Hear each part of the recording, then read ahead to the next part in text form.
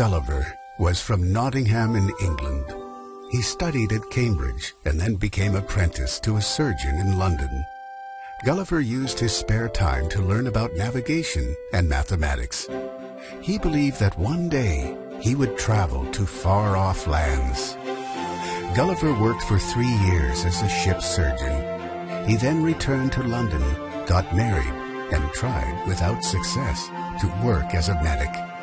Finally, he met Captain William Pritchard, master of the Antelope, and set sail for the South Seas. They left Bristol on the 4th of May, 1699. Far into the South Seas, their ship was overwhelmed by a violent storm. Many of the crew died. On November 5th, the ship was blown onto some rocks and was doomed.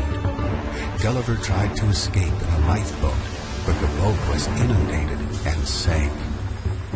Gulliver had the choice to swim or to die. He swam until he was exhausted and his feet dropped.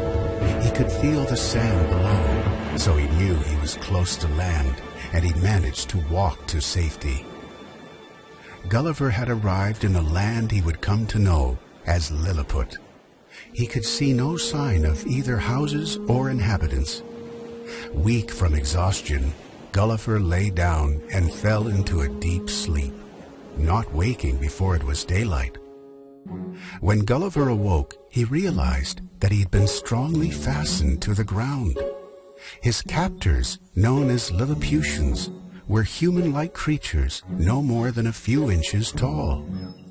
They provided him with food and drink, which was laced with a sleeping potion. He slept all through the following night. While Gulliver slept, his captors placed him onto a carriage and took him to a disused temple near their capital city. The carriage was drawn by hundreds of the local inhabitants. At the disused temple, Gulliver was inspected by the emperor and his senior officers. Thousands of the local inhabitants came to marvel at him. Gulliver was chained to the temple, and the ropes that bound him were cut. Now he could move a little and lie down in the shelter of the old temple. Gulliver entertained the court in many ways and gradually gained the confidence of the emperor. On one occasion, he stood like a colossus while the emperor's armies marched through his legs with drums beating and colors flying. Gulliver was finally granted his liberty and had his chains removed permanently.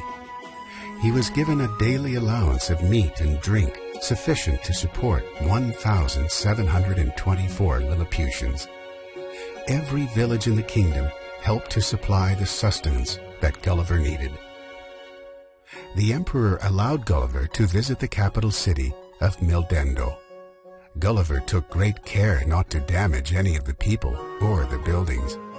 The empress herself took time to greet Gulliver at the window of her apartment in the center of the royal palace. The emperor's principal secretary told Gulliver that the empire needed his help. The kingdom of Lilliput faced the threat of an invasion from the neighboring kingdom of Blefuscu. The Blefuscudians had equipped a large fleet of ships, and Lilliput would soon be attacked. Gulliver pledged that he was ready to defend with his life the emperor and his state. To prevent the invasion by the armies of Blefuscu, Gulliver was determined to capture their fleet. He planned to tie together their greatest warships and tow them back to Lilliput. He equipped himself with ropes and set off across the channel to where their fleet was gathered. When they saw him, the Blefuscudians were so frightened that they leapt out of their ships and swam for their lives. The whole fleet was left undefended but for the archers who were on the shore, along with more than 30,000 of their countrymen. The archers discharged several thousand arrows at Gulliver in great volleys, and he was struck many times in the hands and face. In spite of this vicious assault, he managed to fasten together 50 of their finest ships, which he cut from their anchors and took back to Lilliput. Upon arriving at the royal port of Lilliput, Gulliver presented the captured ships to the emperor. When the Blefuscudians saw their finest ships being taken to Lilliput, they were left in a state of grief and despair. The Blefuscudians sued for peace, and the war ended.